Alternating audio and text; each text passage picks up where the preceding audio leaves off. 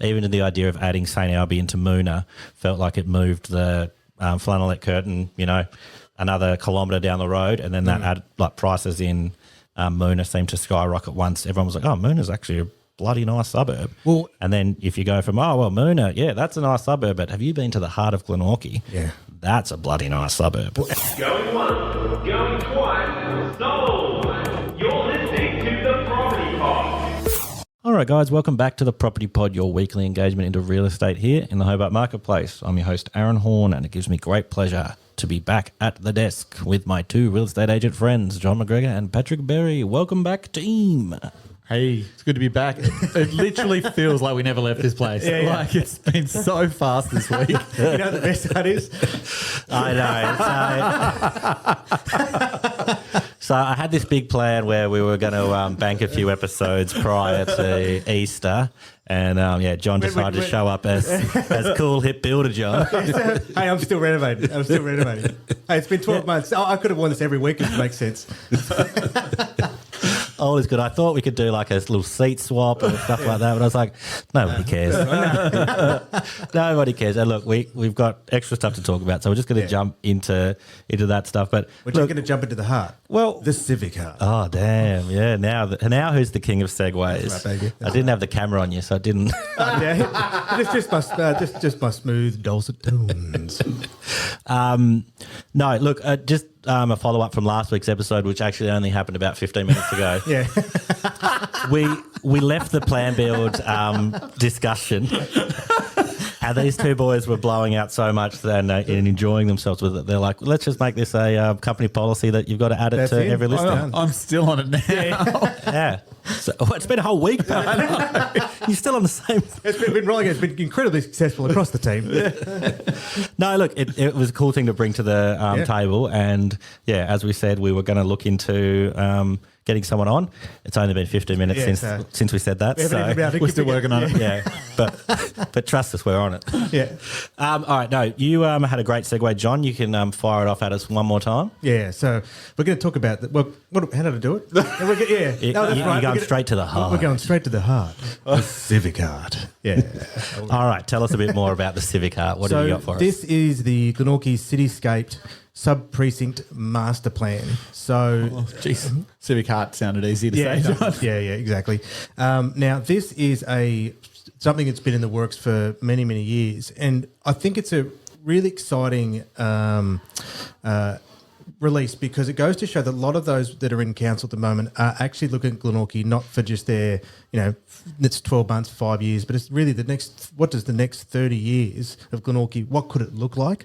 So this master plan is to transform where the council building is now and the immediate surrounds of that city block into something just completely different, completely reinvigorating that space into just something, a 180 for what it is now. So that would transform the library, transform the council. It would bring in new services, shops, you name it. So then into one beautiful integrated hub that would actually be really enticing for people to use. Because at the moment, obviously, it is a sign of its time. And they really want to move that. They want to, I think a large part of it too, they can re-envision how people see the council as well. At the moment, it's just this big promenance building right in the, showcasing the street. Sure. How could that be, designed differently so it becomes more accessible? Doesn't need to take up as much foot space, so it was footprint. Could the library be done differently?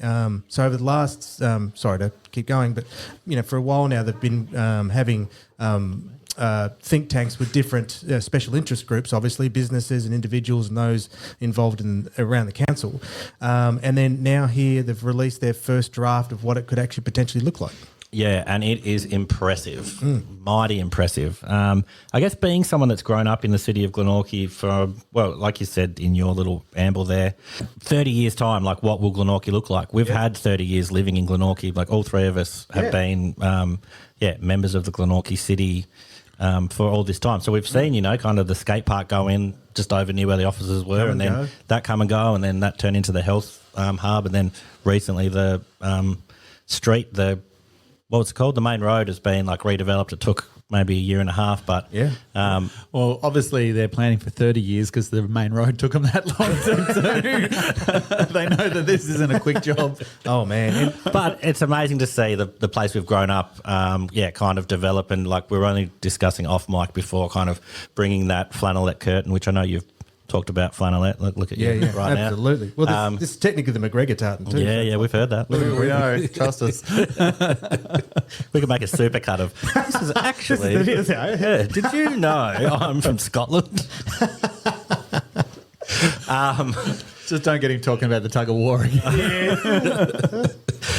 No, this looks awesome. This is really cool. So it's kind of, updating it and bringing, as you've described, the heart of Glenorchy to life and, really changing that precinct and giving it, a major facelift. Yeah, well, I think one of the things too that it gives a bit of a background of, how it evolved in terms of getting to this stage. And as this design is that they tried to piece together a series of guiding principles that would sort of try and unify a vision on what they're trying to achieve. Yeah, sure. So I'll read them through quickly. Yep. But first and foremost, supporting and generating a strong economy, fostering a vibrant and activated place. So when they say activated, a space that people actually use. Sure. So in a multitude of ways. Encouraging safe movement and transport access. So that was the idea to ensure that, it's easy for, modern, for bicycles and the buses and to support obviously the larger goal, around the Hobart, which is to connect everything. No novice hubbers rail in there? Nope. No. Oh yeah, it is. Yeah. So, but I suppose that's the guiding principle. Is that yes? Let's bring that into the discussion because obviously an activated space is going to connect over into the highway and through into the rail. So that was obviously there. Embedding sustainability into the precinct, which I'm sure you'd be passionate about, Pat. But I think that's again in there. It says best practice standards for sustainability will undergird the building form. Now, let's face it, it's obviously trying to make it as low impact, I suppose, and self-sustaining as possible. Looking at it, was that like giant greenery on the roof? That's what it looks like to me. Yeah, I think so. I'm all about that. So I think one of the ideas was to actually have... Yeah, I think that was one of the ideas of an activated space of actually on the rooftops, you've got a communal garden. Yeah. Yeah, so I think that was one of the ideas throwing around. Championing accessibility. Actually, Glenorchy, I think, is actually supposedly one of the best councils for accessibility, wheelchairs, etc. So that's something they obviously want to ensure that they retain. Greening the civic heart, so that's where the that roof element comes into. Making it actually a joyful place to be a part of, not rather just a concrete jungle. Celebrating the community. In that instance, then it was actually you can see they've got a large space in front of the council, but it rarely gets used. And when it is, it's quite awkward. I remember being part of the Glenorchy task force where we used to put on those concerts. Oh man, I remember that. And they're always really well received, but it's still an awkward environment. So it'd almost be designed. You could have it almost a semi-amphitheater, that kind of style. So it's purpose built for entertaining. And then designing a distinctive public realm. And again, that's that element where with the public realm, it's like everyone can have a sense of ownership over it. So everyone's welcome. Everyone's welcome to contribute. Everyone's welcome to use it. And they from that then, once those ideas were set in place, that's when the designs and concepts started to roll out that people could see now. Yeah, I guess looking at some of these images here, it's giving me a real kind of Federation Square vibe in Melbourne. Like, I guess if you're trying to envision what we're describing is the community space and the civic heart. A lot of this stuff is looking kind of like let's all, and I guess the activated side of life is like let's all actually congregate in here. Yeah, and use it as a space that's vibrant and happening. Just to paint the picture in other people's minds is, it's looking a lot like that. And I think the idea of having that in the city of Glenorchy is really cool. It's kind of, like you say, take away that concrete jungle and that kind of blocky side of life. And it's just like, we've put the Lego blocks together and now we've thrown them away and now we've got this, awesome new space that's, here for the people. It's now they've got good visuals that you can access as well. It actually just gets you excited if they could actually pull it off. Oh, yeah, 1,000%. Even like I'm looking here now, like a play space near the old church where the bus mall kind of used to be. I was like, sweet, that works for me. I can bring Jack and Henry along and... They'll be 30-year-old men, but... Oh, no, they can bring their kids. I'll be the granddad. Yeah, there is a granddad at this place. Yeah, good call. And that was and what they, because that church that obviously has the heritage element, so they can't touch that at all. So how can, but at the moment it's just surrounded by some gates, and which is fair enough, like it needs to be protected, but it doesn't get used either. So it's, could that also be integrated into the space a lot better, so that all came into the design concepts. Obviously they've now been able to release, because they actually had to go through, I think they had to go through multiple consultancy firms, because obviously you need professionals to build this, but they needed the right people that actually would get on board and actually listen and actually do what the vision that they had in mind, rather than just, get stuffed, basically. So is this something that you've been involved in some of the planning stuff? Like you've Very passionate about it, John. No, like I feel like, whether it was Christie before or who's the current mayor of Glenorchy? Beck Thomas. Beck Thomas, yeah. Yeah. Is this something you've spoken with them about? Like, is this something you've... Well, they've had, obviously, like I said, they've had interviews with, when they call special interest groups, all it is about different businesses and community groups, etc. So they can get, a voice from a multitude of different angles, rather than having to ask 40,000 people what they think immediately. Yeah, sure. Otherwise, it'd just be a nightmare. So I've been involved with these, those think tanks from the very first stage this concept came into play. Yeah, sure. It's been really interesting. So I've obviously had my little bit, my 2 cents to add at the time, and then chatting with other people and then the diversity of views that there was in those rooms was amazing, because in the end, I've got my background is being a passionate Glenorchy resident, and then also real estate agent. Avid Scotsman. Have you guys seen my shirt? Yeah, I was going to ask you about that. I'm so glad you asked. And then they had, those from, there was architects there that just by chance, or you had even those that are, running the community groups. You had, interest from Metro, and like all the businesses around the area. Yeah, so like key stakeholders from all around the space. And you have been a key stakeholder in this. It's just the way you've been discussing it, it's like there's definitely something like you've got an inside track, but you've been over this more than just looking over the file. But I think what's most exciting about that I want people to understand is just the people that behind it are so excited by it, and it's not, it really hasn't been an ego trip.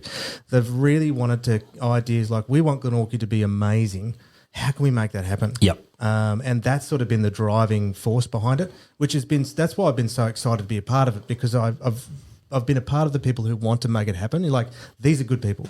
Yeah. They want the best for the, and this will be, a lot of them will be gone far before this ever gets realised as well. Yeah, so I guess my then jumping to the next side of things is like to keep the real estate side of the podcast going is kind of, you do a major development like this, it's going to encourage more people to want to come to the city of Glenorchy. So then you'd assume that would be really good for homes in the area and the growing kind of market. Always. Is that something that you would see? Like, I guess even the idea of adding St Albie into Moona felt like it moved the flannelette curtain, another kilometre down the road, and then that added, like, prices in Moona seemed to skyrocket once. Everyone was like, oh, Moona's actually a bloody nice suburb. Well, and then if you go from, Moona, yeah, that's a nice suburb, but have you been to the heart of Glenorchy? Yeah. That's a bloody nice suburb. Well, and that was the thing when I was the stakeholder from the real estate perspective, was that there was no objection to this. Yeah. There was zero. Like, there is no, all that is net benefit. Making the city better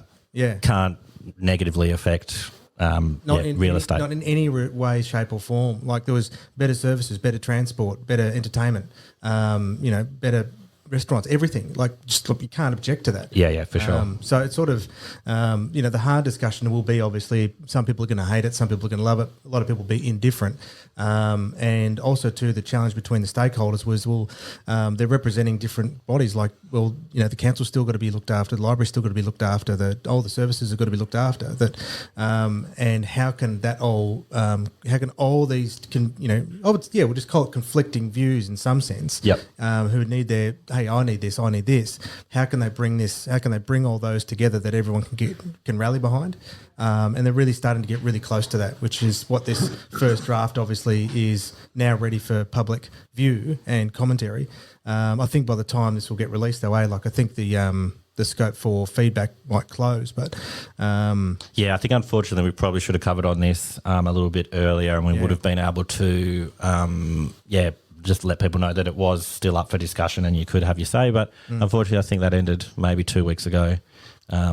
Sorry, guys. But with that, but look at it anyway. So I think hopefully they can really, get this vision off the ground, because I think the net pipeline it said for, the Glenorchy future investments is like 1.9 billion or something that it said in the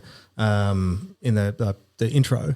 So it's not just this, but there's so much more. So there's huge plans and hopes for what could be invested. It's funny, I'm just looking at another bit here, which I wouldn't have even flagged previously, but on the episode that we spoke about the medium density building of the houses being on top of buildings along the main corridor, halfway through I kind of brought up the idea of like, oh, what about parking? Like, I hadn't thought about this.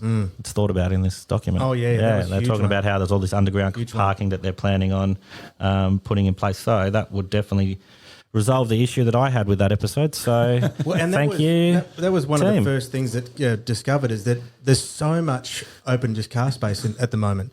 And that's a lot of valuable real estate that you can build on top of. Yeah.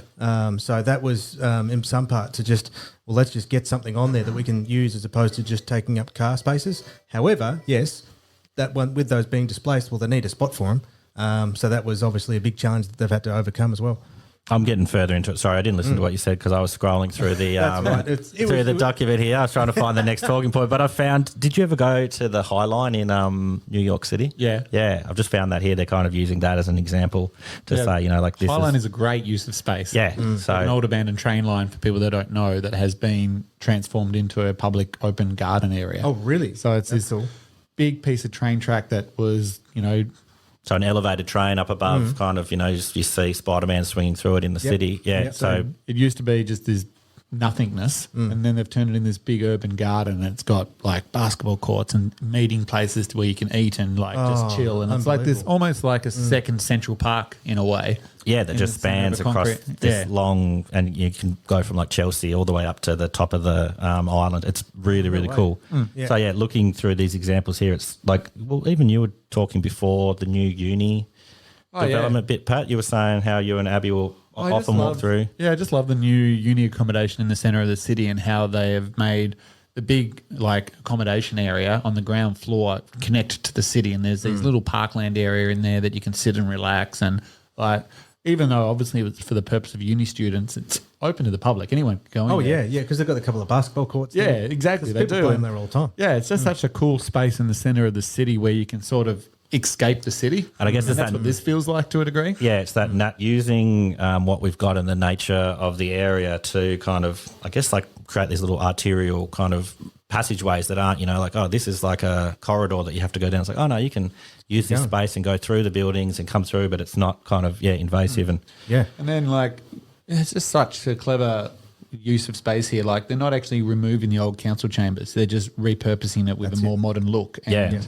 they've done that to a degree with the Dillon Entertainment Centre that they've recently redone, or My State Arena or whatever it's called now. You look at that from the outside and it looks like this brand new state-of-the-art, complex. Well, I've said numerous times, everyone was going in and saying they've done such a good job. It's so cool in there now. I'm like, it doesn't look like it's changed that much. No, they put a new cafe out the front of it. A big entranceway. It can't be that different. And then you roll into there and you're just like, wow, this is really cool. They have they've kind of brought it into the 21st century. So bringing Glenorchy into the 21st century. It's so cool when you can take old original spaces and repurpose them better. Absolutely. And give them a fresh look. Because that saves on your development costs of the project. It saves on wastage, rather than demolishing a full building, if you can repurpose part of that building.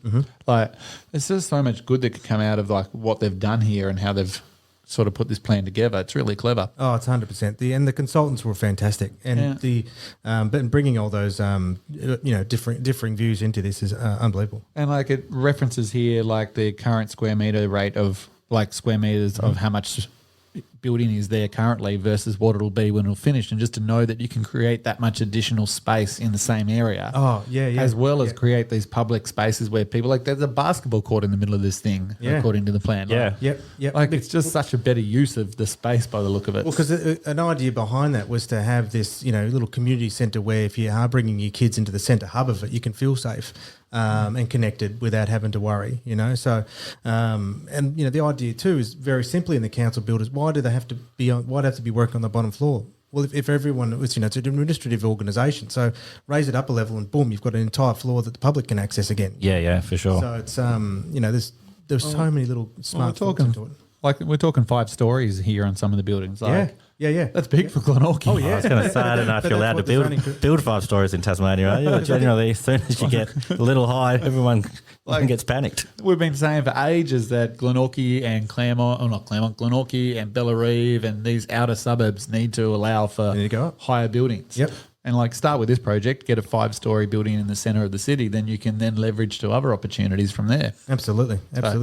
It's very cool. Yeah, look, I'm excited about it. And talking from the real estate side of things, like obviously just speculating as the guy on the other side of the desk, but yeah, it cannot be bad for prices in the city. Obviously, that's something that they've discussed with you, John, and I'm sure other agents and people. But yeah, any addition to the city of Glenorchy or any area, I can't see as a bad thing for. No, it was just net positive all the way around. So homeowners in Glenorchy, have a look at this, and if you support it, get behind it. And obviously, we missed the deadline for discussing. Oh, Pat's just found something new that he hadn't read about previously. What have you found? So I didn't research very well for this episode. Got an example here of a church in Santa Barbara that's been turned into a skate park inside. Oh, you're kidding me. No way. It looks freaking cool. Oh, that's just straight out of Tony Hawk.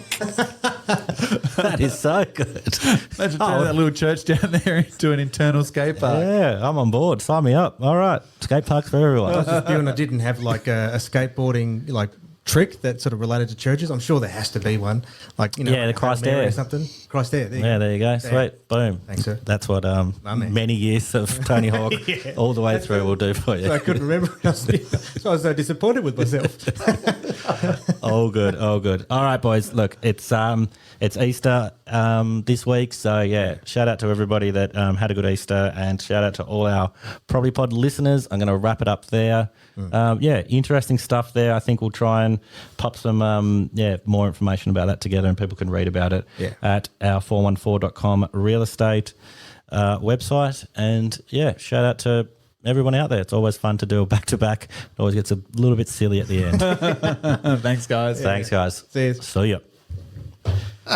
I reckon try and do Bike track. You have been listening to The Property Pod, recorded and edited by 414 Media House in conjunction with 414 Property Code. This podcast is general information only, and the thoughts and views expressed is the opinion of our panel, and listeners should always seek then use their own investigation into any topic we discuss to ensure they fully understand their own situation. It does not constitute and should not be relied on as purchasing, selling, financial or investment advice or recommendations, express or implied, and it should not be used as an invitation to take up any agent or investment services.